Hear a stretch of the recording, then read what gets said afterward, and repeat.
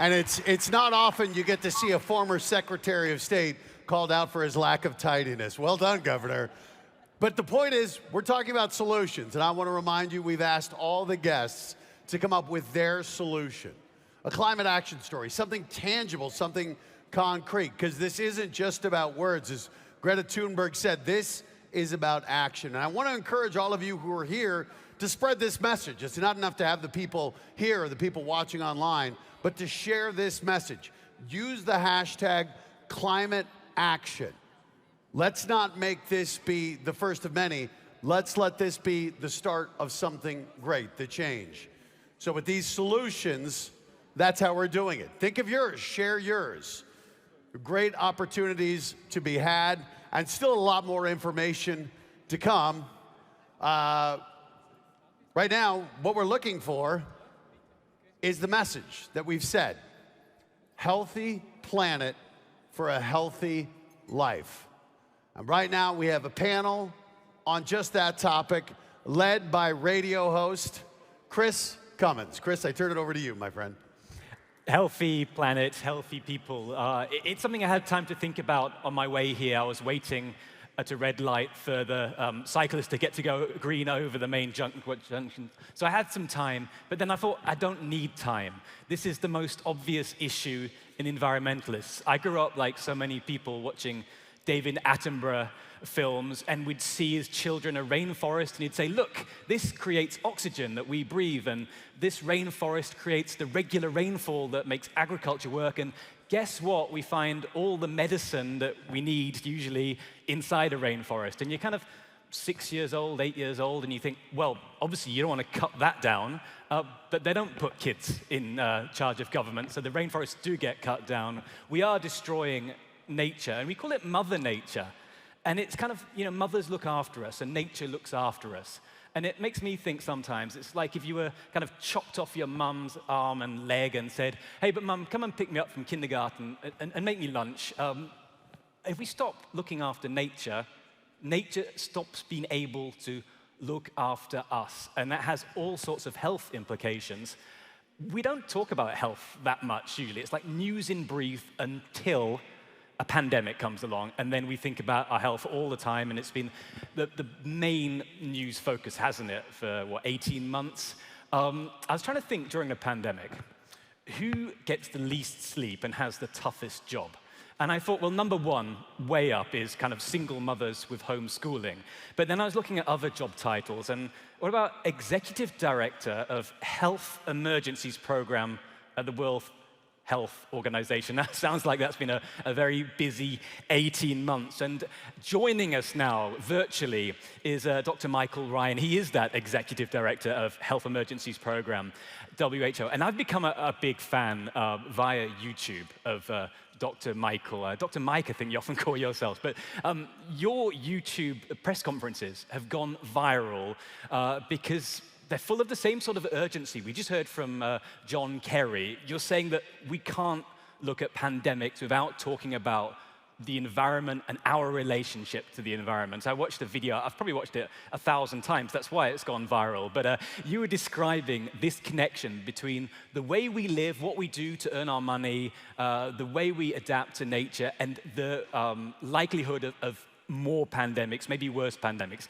Can you just maybe explain this connection between our lives and the likelihood of further disease? Thanks, Chris. And let me first say that single mums who hold down 2 jobs are my heroes, and they're a hell of a lot busier, and they do work that's a hell of a lot more important than mine in bringing through the next generation. Yes, it was really interesting listening to John Kerry and Arnold, and to hear political leaders with their knowledge and the passion and the commitment that John has is just, for me, very heartening. Because I think what's being recognized is the interlinkage of human health, animal health, environmental health, planetary health. Yes, you've seen and you're hearing it more and more in this conference. We're living on a planet that's out of balance. We're living with a climate that is changing and driving negative health and economic impacts. But we're also living in a biome. On that planet, there are millions, trillions of biologic entities that depend on the stability of that biome in order to live, survive, reproduce, and prosper. And we are at the apex of that. We like to think we're the apex inhabitant of that planet. But we're driving those changes. We're driving the climate change. We're driving the environmental exploitation. We're driving animal husbandry practices and the misuse of antibiotics. We're driving social injustice. We're driving urbanization and migration. We're driving all of these processes. And we're seeing massive increases in the risks. And in some senses, Gaia and Mother Earth is in some senses paying us back, because the risks we're generating are generating these huge epidemic risks. We've seen this pandemic. The animal-human species barrier is being breached more and more. Diseases are crossing that barrier. They're emerging, but they're also amplifying within our poorly managed health service. They're amplifying in refugee camps. They're amplifying in overcrowded slums. And then those diseases are propagating and disseminating around the world through our connected system. Our connectedness is become a major, major threat to us. Yet that connectedness is what allows us to do research and innovation. It allows us to operate together and collectively, but we're not using our connectedness to our advantage. It is our very connectedness that's become our Achilles heel. So all of this connection, and it's really interesting looking at the climate agenda and looking at the epidemic agenda or the pandemic agenda, what we're seeing now is this massive response to this rapidly generated crisis. It's hitting us like a tsunami and we're reacting. What we're not doing is reacting to the climate crisis, which is that slow process. The frog is boiling, but the temperature is just rising slowly. And we won't realize that it's too late until we're cooked. Whereas with the pandemic, we're seeing the immediate impact of the pandemic and we're reacting. And we're demonstrating what we can do when we react quickly and we react together. But we're also seeing an uncovering of old wounds. We're ripping bandages away from old wounds. We're seeing that our health systems are weak and unequal. We have no equity in our society. We're not willing to share the products of our research and innovation, leaving half the world totally unprotected with vaccines. So I'm seeing so much good. I'm seeing so much solidarity. I'm seeing the youth of the world mobilizing for climate and for pandemic response. And at the same time, we're seeing this desperate selfishness, this short-sightedness. And I think the climate and the pandemic agenda are very linked. But the difference is the timescales that are generating these risks. But the responses need to be the same.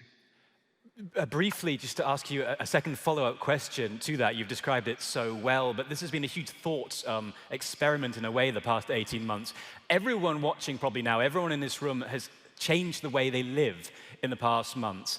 Are you optimistic that we can take this belief that we can change the way we live and adapt to tackling climate change? Do you think this disruption in our lives could be somehow used to a positive end?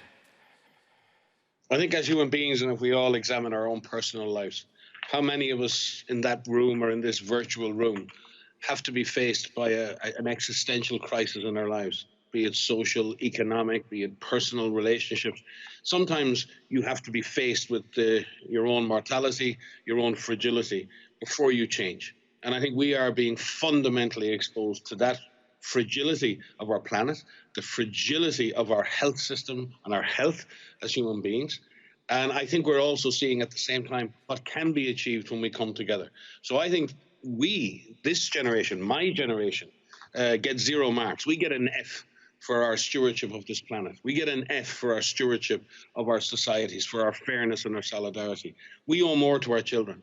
And our children and the youth of the world today should be rising up in anger at what we are doing to this planet and what we have left in place in terms of social justice. I think it is time for the youth of the world to mobilize. It is time for us, the older people of the world, to also mobilize. There is a better future, but we have to deliver it together, and it takes really concrete action. This isn't a 1-2 year thing. My fear is the amnesia around the pandemic will come very quickly. We'll all want to go back to normal. We'll all revert to the old behaviors. How many times on a New Year's Eve have you made a resolution and by the first week of January it's gone, right? Resolutions and promises don't work anymore. We've made too many and we've broken too many promises.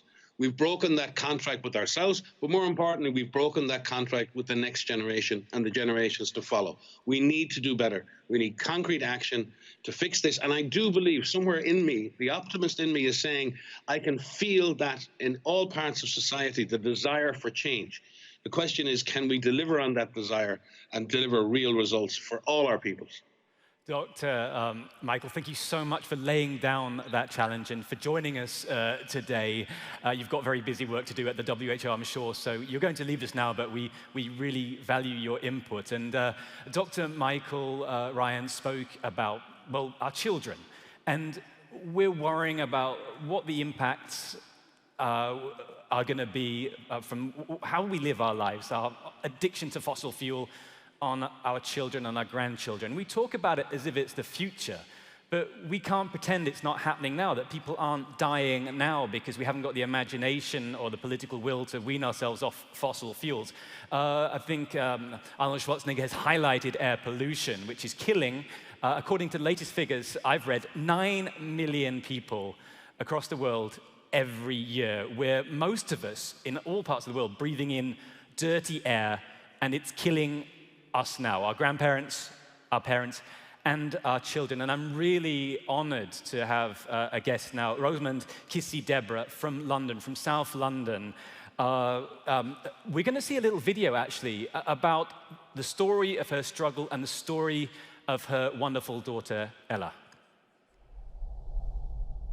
What I miss most about my daughter, her laugh, I miss her jokes.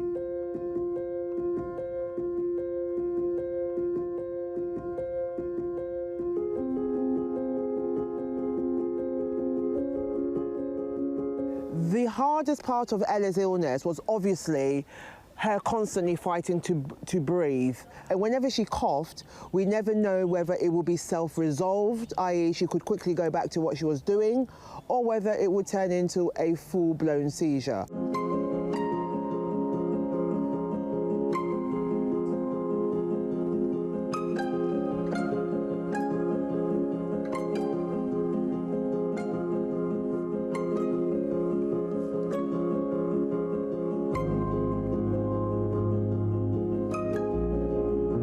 We've got the justice for her, which she so deserved. And I hope you heard what the coroner said, that there are still illegal levels of air pollution now as we speak. In London, where we are now, every year it is up to between 8 and 12 children still die from asthma. The reason why I talk about asthma is because of what happened to my daughter. But air pollution affects every organ in the body. It is linked to dementia, miscarriages, stillbirths, low birth weight, cardiac arrest, asthma attacks, diabetes, also cognitive development. I talk from London, but this affects governments everywhere. They have a legal duty to protect their citizens. Rosamond, welcome to this conference. Thank you so much for joining us. I think we got from that video the basic bones of the story of your struggle and your daughter, Ella. I always feel a bit emotional with this story. I'm the father of a 4-year-old, so I can imagine somehow a little bit of the pain you must have suffered, but you've used that for strength to fight for better air. Maybe tell us what you'd like to tell us about Ella and your struggle. That Ella was a healthy, normal child, and what happened to her can happen to any child, especially if you live near a busy road. And she died ultimately due to car emissions, burning fossil fuel. And the fact that in the world now, for today, 8.8 million people are dying prematurely. That means 1 in 5 people are dying directly due to burning of fossil fuel. This isn't new. This is something that all governments know. And I repeat again, they have a legal responsibility to protect life. And it is our human right to be able to breathe clean air. I guess my frustration, Chris, is we don't talk about health all the time. And COVID has reminded us that health is so crucial. I mean, we talk about COVID being a pandemic, so is air pollution. And I guess that is my frustration of governments talking, building back better, greener, and yet the evidence just isn't out there. You know, in the UK now, the car industry or the amount of cars, you know, is almost back, or I think it is actually back to the pre-pandemic levels. So the question, as you know, Mr. Kerry mentioned, what have we actually learned? We continue to repeat the same mistakes again and again, and sadly, children will continue to die. When I was last in Vienna, 2019, at that time, it was 7 million people that died worldwide. And now, as you've just said to me, we are up to 9 million. We are going in the wrong direction. Unless we clean up the air, you know, you can't solve climate change if you have, you know, it is polluted. Look at COVID in areas of high air pollution. It had more COVID deaths. It's staring us right in the face. Rosamund, it's such a massive problem, and you and your allies obviously can't change this on your own, but although, of course, you can't bring back Ella, you have named a foundation in her honor, in her name, the Ella Roberta Family Foundation. Maybe just tell us what that foundation is doing to try and improve the situation. I think rather than even the foundation, I think I'd like to generally focus on what the coroner said in my daughter's inquest. And what he recommended was WHO guidelines and limits need to be adopted, not just in the UK, everywhere. That is the message I would like to bring. There is no such thing as a safe level. We need to be monitoring. We need to let people know about air pollution. We need to raise awareness. It damages every organ in the body. And also, we need to train our doctors everywhere. You know, they are seeing patients with cancers and asthma and cardiac arrest, and they need to know what they are dealing with. And it is this message which I actually bring. Although it applies to the UK government, it applies, Chris, to governments everywhere. I know Wales in the UK has said it won't build any more roads until the climate goals have been achieved. I mean, if you had, a lot of people are listening. We've heard from presidents, chancellors, prime ministers. People are listening to you. If you had, in like 30 seconds, one concrete piece of action you want a government to take to improve the situation, what would it be? Adopt WHO guidelines, especially the new ones that are coming out soon in September. Not just adopt them and shrine them into law, actually do something to actually meet these targets, because it is their responsibility to look after the health of their citizens, and they need to stop burning fossil fuels. Rosamund, thank you so much for joining us today, and thank you for your insight, and thank you for your fantastic work. Thank you for having me.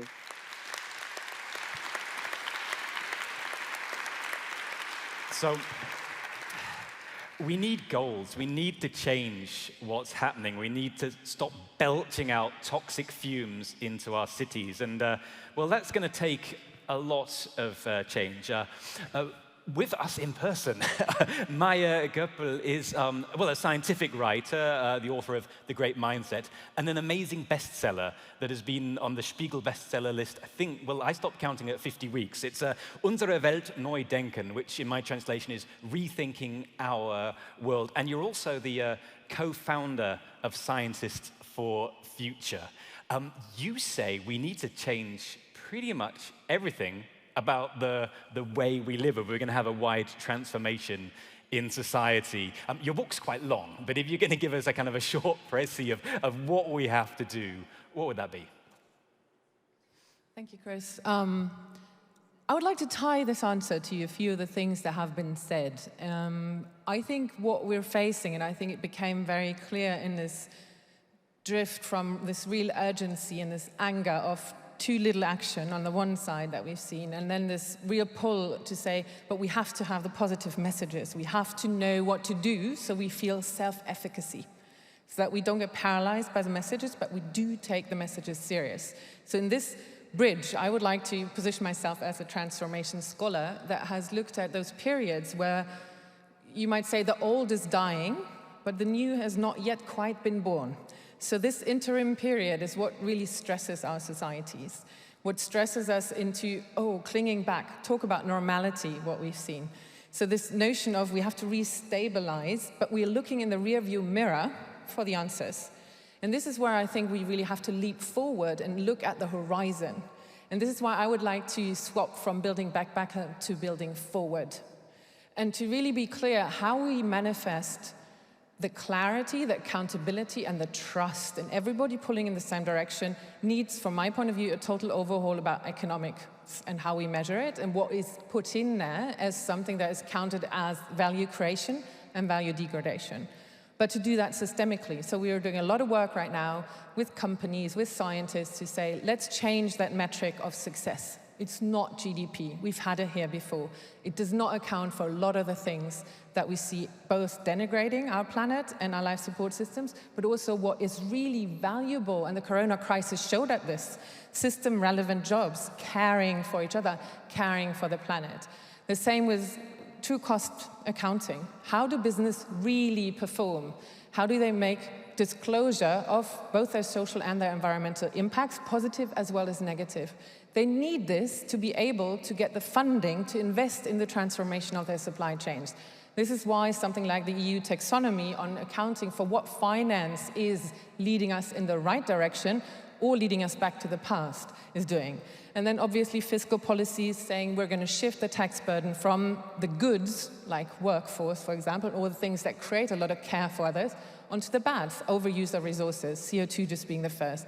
And that's the kind of systemic shift that then allows for producers and consumers in a much more quickened circuit to bring out the solutions that make the new, the building forward, tangible, feelable, and believable. But without that honesty, we're not going to be able to unleash the human ingenuity we have in us because we're not seeing the problems as they are.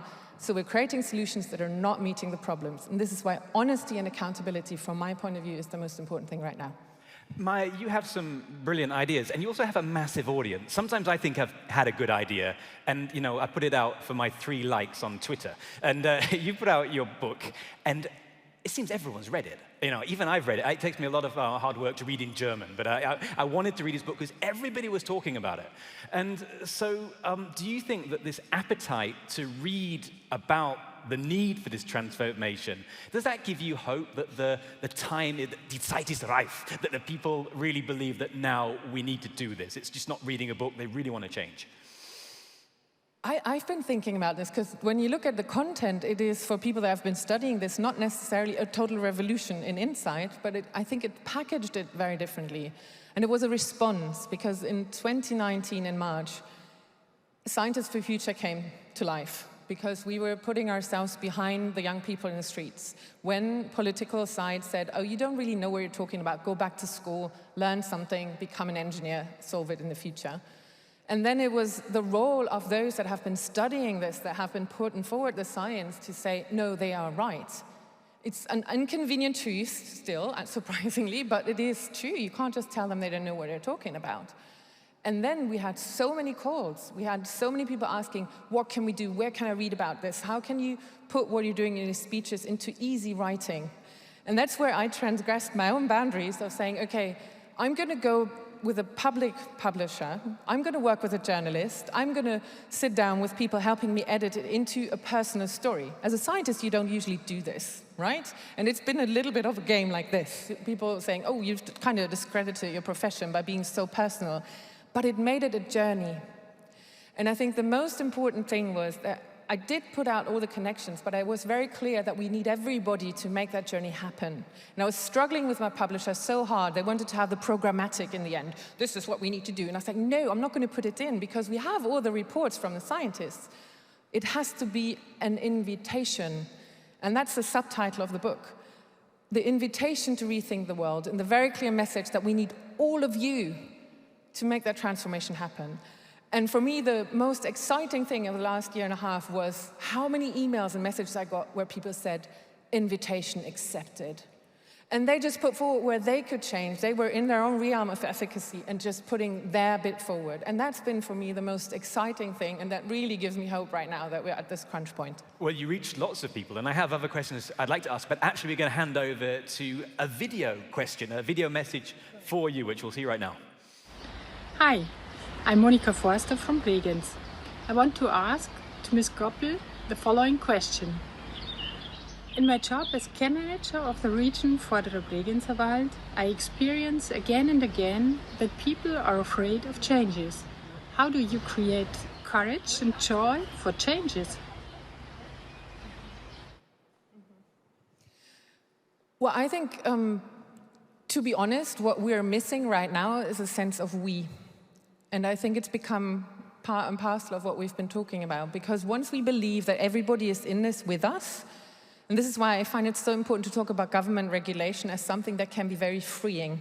Because social sciences are very clear, and we've had just now a very strong survey in Germany where people are saying 80% are really concerned, but they fear that everybody else is not doing enough.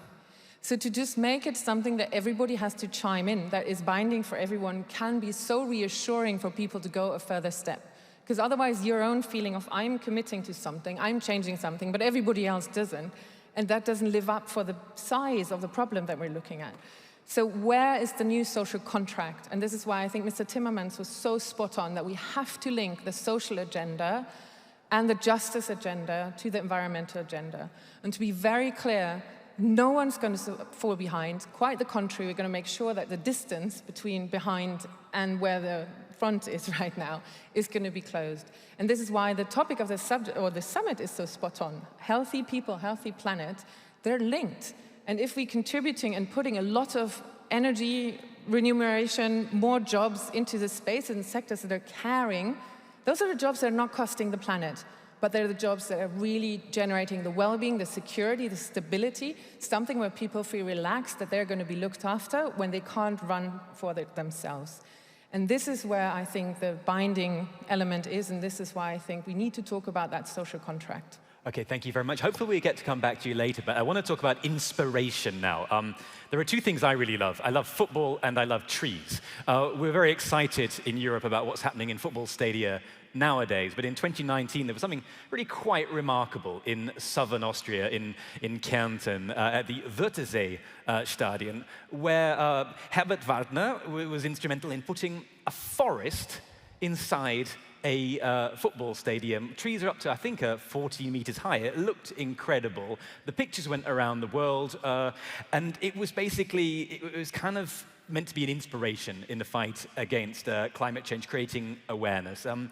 You're different from some of the other guests we had. You're a businessman and a practitioner. And I've heard of what you've also started a new project with kind of that Wörthersee forest put somewhere else, in an area not far away from Vienna. Can you just tell me about this new project? Thank you for the question in English, but I prefer to answer in German. There's more empathy Kein Problem. in deutschen Wörtern. Ja, als wir 2019 300 Bäume in das Fußballstadion in Klagenfurt hineingebracht haben, war das die größte Kunstinstallation im öffentlichen Raum, die jemals in Österreich stattgefunden hat. Und die resultierte auf ein Bild von Max Beindner, ein Tiroler Maler, und der auf der Kunst studiert hat in Wien. Und das Bild hat geheißen, die ungebrochene Anziehungskraft der Natur. Wenn wir weiterhin mit der Natur so umgehen, wie wir umgehen, werden wir irgendwann einmal müssen Bäume in ein Stadion geben, damit wir den Kindern sagen können, das ist eine Tanne, eine Fichte etc. Dieses Bild ging um die Welt, so wie Sie sagten, in 80 Ländern. Wir hatten über 9 Milliarden Klicks in 2 Monaten. Wir waren im The Garden auf der Titelseite, wir waren am Times Square, wir waren in der Suburb from London. Und dann haben wir gedacht, wow, dieses Bild möchte man für die Ewigkeit verwirklichen. Und wir haben diesen Bäumen jetzt 1,5 Jahre Erholung gegeben. Sie sind in einer wunderschönen Gärtnerei im Tullnerfeld, in der Stadt Tulln, die Blumenstadt Tulln. Da sind sie gut aufgehoben, sie erholen sich auch sehr gut.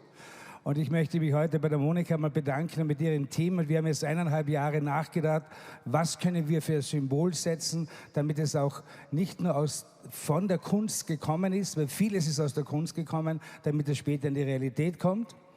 Und wir haben gesagt, wir wollen, dass die Wirtschaft, die Forschung, die Bildung und die Kunst zusammenarbeitet.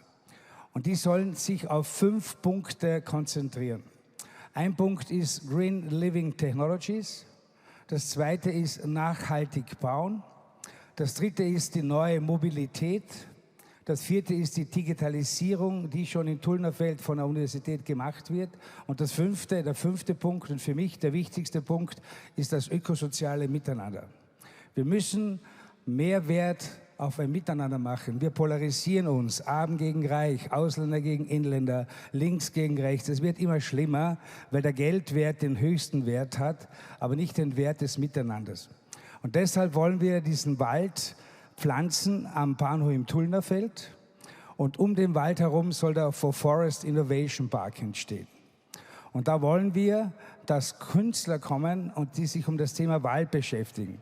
Wir machen zurzeit einen internationalen Architektenwettbewerb. Wir haben ein norwegisches Team dabei, ein holländisches Team dabei, ein spanisches, ein italienisches, österreichisches. Wir haben eine international besetzte Jury mit Professor Carlo Baumschlager, der heute hier ist, der einer der Pioniere in der Holzarchitektur ist. Wir haben die Maria Aubeck drinnen, eine der bekanntesten Landschaftsarchitekten im deutschsprachigen Raum. Dass Wien heute so eine Lunge hat, kann man der Maria Aubeck viel verdanken. Wir haben den Rektor der Universität der BOKU drinnen. Wir wollen das wirklich breit aufsetzen, damit wir sagen, es muss die Wirtschaft, die Kunst, die Kultur, die Bildung, die Forschung miteinander machen. Das ist unsere Idee. Und ich hoffe, wenn wir nächstes Jahr wieder hier sitzen, dass wir dann vielleicht gemeinsam schon diesen For Forest Innovation Park eröffnen. Wonderful. I've got a second question, but I'll come back to it later because I'm getting a bit hungry, so I want to talk about food. But for the English audience, your name is Herbert Waldner, so you're basically Herbert the Forester, which is a nominative determinism, and you get into forest. It's rather wonderful. This is right. Wald is forest, and Waldner, this is the same. Like Arne, I have to be a hero, I have to be a forest hero. Herbert Waldner. We're talking a lot about what we can do, changes in our individual lives to make the planet more healthy and to make us, therefore, more healthy. And there's one thing that combines these two things. We know that vegetarian food is very good for us, and we know that vegetarian food is very good for the planet. Sometimes it's kind of presented as a sacrifice. Stop eating meat, eat vegetables, do it for the planet, as if it's something we should kind of forego. That's why I'm really delighted that Paul Ivic, a gourmet cook, is with us, because we know that if all of us turn to a plant-based diet, we could reduce our individual carbon footprints by 30%. That's probably the biggest thing we could do in one step.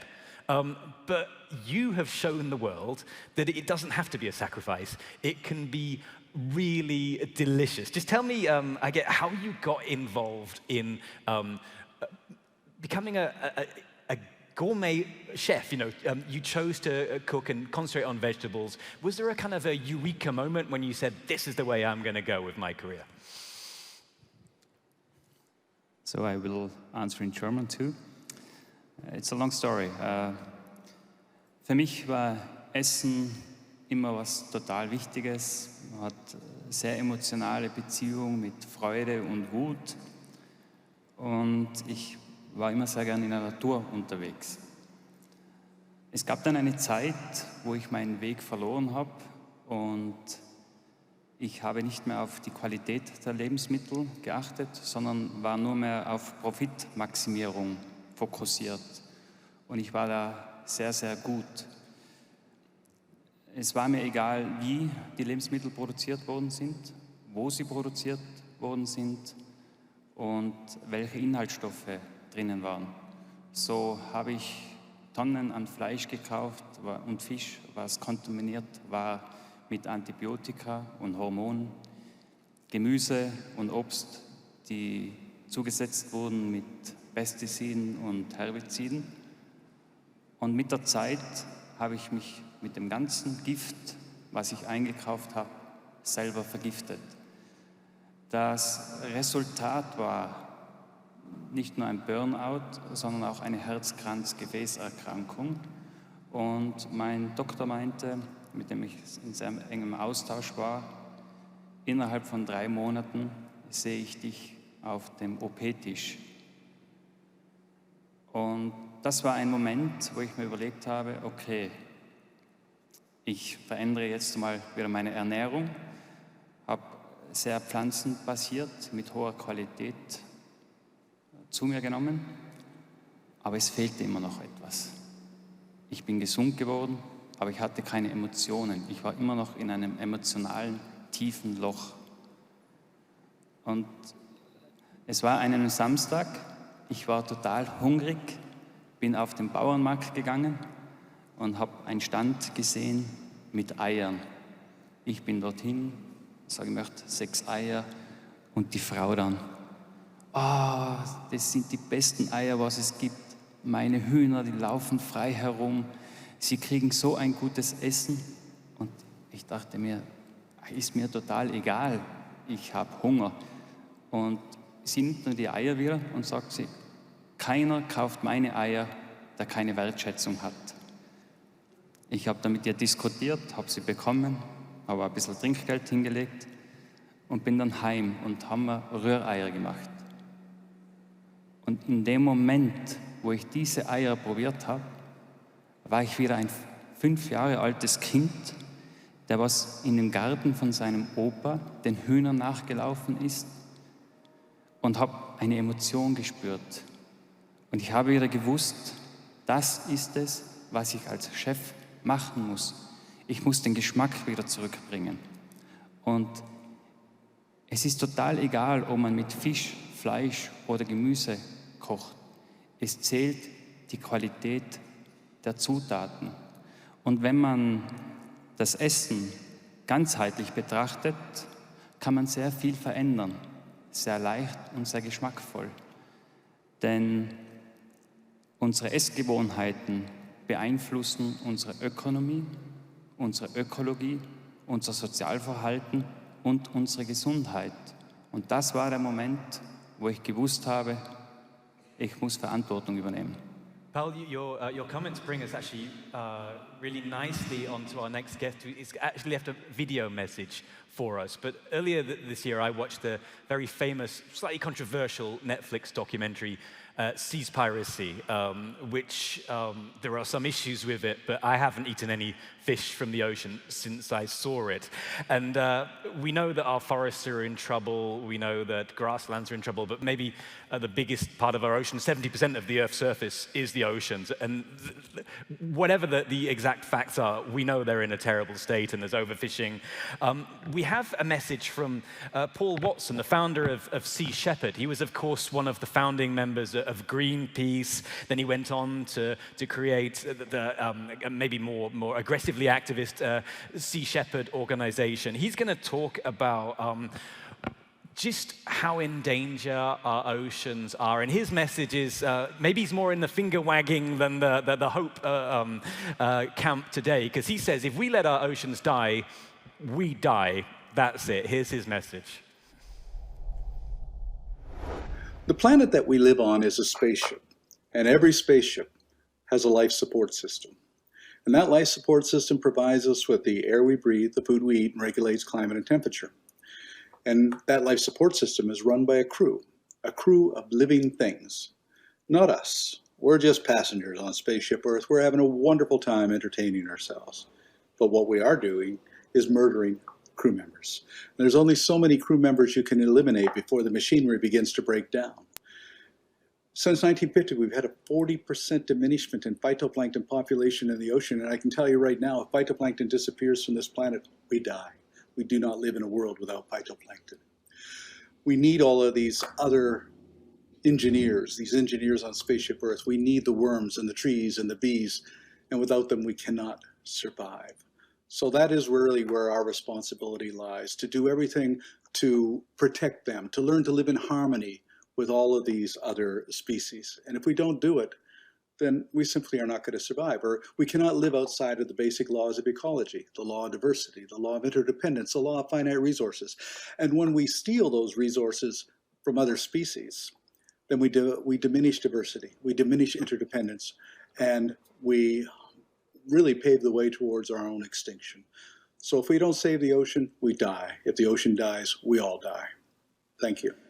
A true legend of the environmental movement there, Paul Watson. We've only got like 5 minutes left, so we're going to be really quick now. Paul, you've brought a climate action thing for us. You've got a, I'd love to eat at your restaurant, but I want to have to make vegetarian food on my own. So you have brought something that might help me do that. Maybe not as well as you in my kitchen, but you've got a recipe book for us. You've a vegetarian cooking book. Ja, Vegetarian and Vegan. Die Idee war, wir leben in einer Zeit, wo es Überproduktion gibt und Überproduktion macht uns auf lange Sicht arm und krank. Es zerstört die Welt. Und was kann ich für einen Beitrag dazu leisten, ist, wenn man mit dem Essen oder dem Essen wieder einen Wert schenkt, so wie es früher war.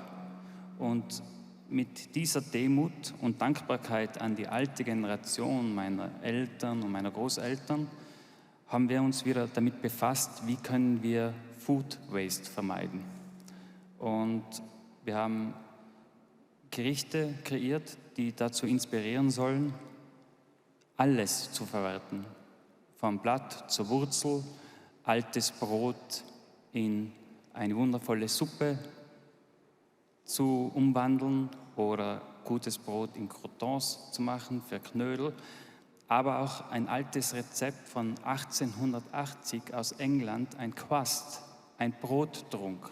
Also wir verwerten wieder das ganze Lebensmittel und so können wir zumindest einmal den Food Waste reduzieren, weil wenn wir das mal uns näher betrachten, von allen produzierten Lebensmitteln konsumieren wir 1/3.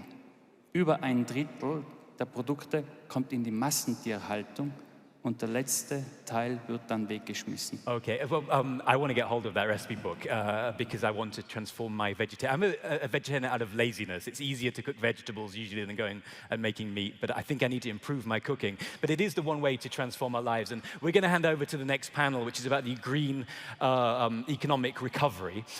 We're focusing a lot on kind of individual action, and it's going too slowly. We are probably changing for the better, but I think I've given you about 60 seconds left till we have to be off the stage. If we had to do one thing to speed up the process so it wasn't snail-like, but the pace we need, what would it be? Times of transformation are those where you put the radical questions center stage. Radical in the true meaning of going to the roots of the problems that we're looking at. And then there's 5 L's that can really steer you in every moment. You're a biological being, so where's life in the proper way for you? Where's love? The most energizing thing that we can experience. Where do you learn? What makes you laugh so it becomes fun? And what's your legacy? And this will be a good guide. Okay, Maya Göppel, Herbert Waldner, Paul Iwicz, thank you very much. Green Economic Recovery next, moderated by my colleague Barbara Buchner. Thank you all very much for your attention.